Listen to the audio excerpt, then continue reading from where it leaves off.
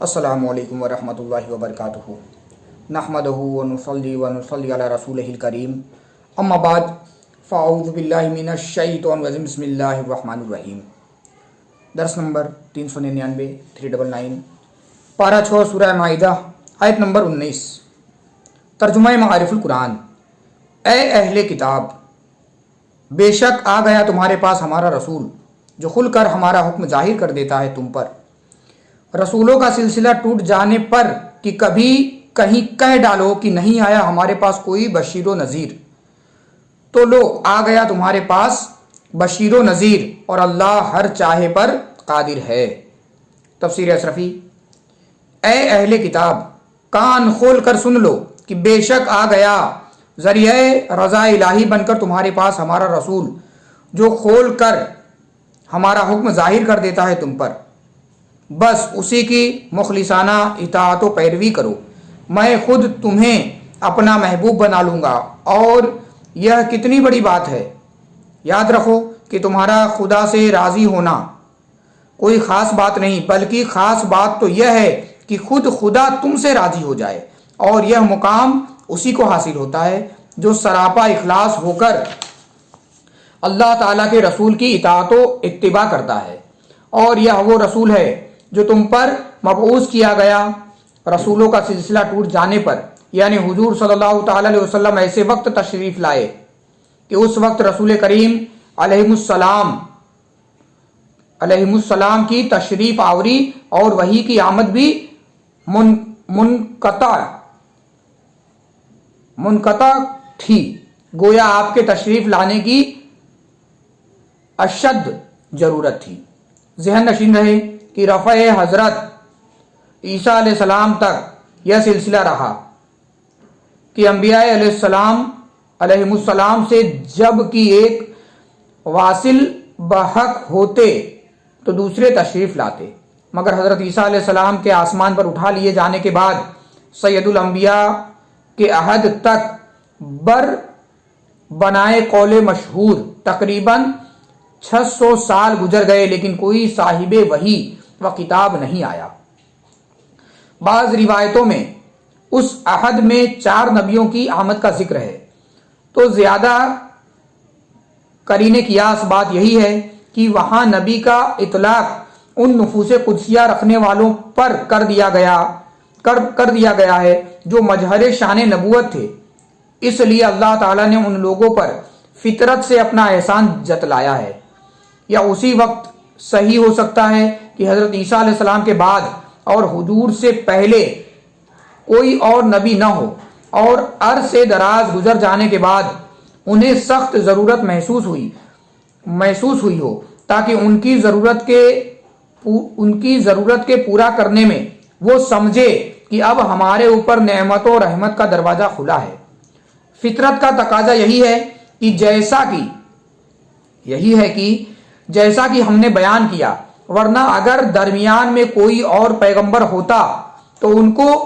حجت بازی کا موقع کیسے ملتا، اور ان کے لیے اس عذر کو پیش کرنے کی گنجائش کہاں سے نکلتی کہ ہمارے ہاں کوئی بشیر و نذیر نہیں آیا۔ جس عذر کا دروازہ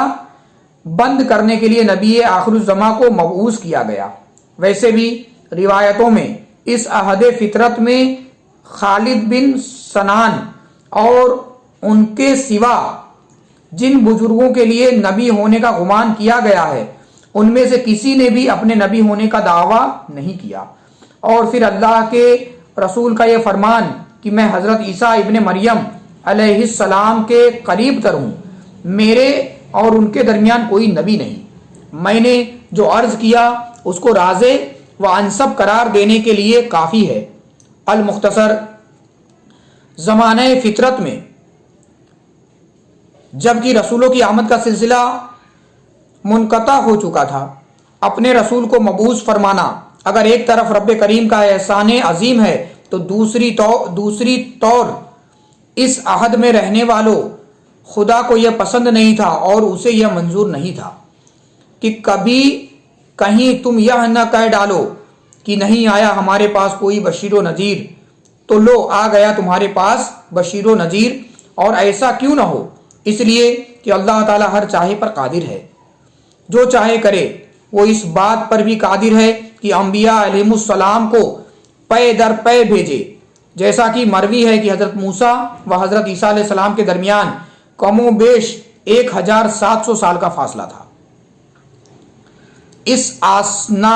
آسنا میں کم و بیش 1000 انبیاء علیہ السلام تشریف لائے، اور اس بات پر بھی قادر ہے کہ سلسلہ نبوت کو ایک عرصے کے لیے منقطع فرما دے اور پھر ایک جاتے ستودہ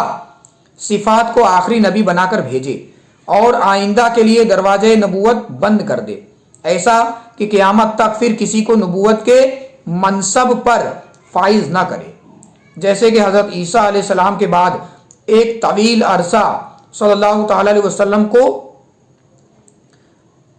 ایک طویل عرصہ تک کسی کو مبعوث نہیں فرمایا، اور پھر آخر میں ہمارے نبی کریم صلی اللہ تعالی علیہ وسلم کو خاتم الانبیاء و مرسلین بنا کر مبعوث فرمایا۔ سابقہ آیت میں فرمایا تھا کہ بے شک اللہ تعالیٰ نے بنو اسرائیل سے پختہ عہد لیا اور ان میں سے 12 نگراں مقرر کیے، تو اس آیت میں بنو اسرائیل سے عہد اور میثاق لینے کا ذکر تھا، اور ابنائے والی آیت میں اللہ تعالیٰ نے ان کو اپنی نعمتیں یاد دلائی ہے اور ان کے مقابل میں بنو اسرائیل کی سرکشی کا ذکر فرمایا ہے کہ ان کو ازر فلسطین میں داخل ہونے اور جبارین سے جہاد کرنے کا حکم دیا گیا تھا، اور انہوں نے اس حکم پر عمل کرنے سے انکار کر دیا۔ سابقہ ارشادات میں دوسری وجہ مناسبت یہ ہے کہ اس سے پہلے رکوع میں سیدنا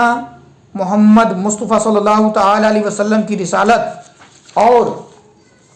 نبوت پر دلائل قائم کیے تھے، اور یہ بتایا تھا کہ یہود آپ کی نبوت کو نہیں مانتے۔ اس رکوع میں 2 چیزیں بیان فرمائی ہے جو یہود کے عناد پر دلالت کرتی ہے، ایک یہ کہ وہ اللہ تعالیٰ کی بکثرت نعمتوں کا انکار کرتے تھے، دوسرے یہ کہ انہوں نے ارض فلسطین میں داخل ہونے اور جبارین کے خلاف لڑنے سے انکار کیا۔ ان آیتوں سے نبی کریم صلی اللہ تعالی علیہ وسلم کو تسلی دینا مقصود ہے کہ اگر یہود عناد کے سبب آپ کی رسالت کو نہیں مانتے تو آپ اس سے دل گرفتہ نہ ہوں۔ عناد تو ان کی سرشت ہے، یہ اس سے پہلے بھی اللہ تعالیٰ کی اور حضرت موسیٰ علیہ السلام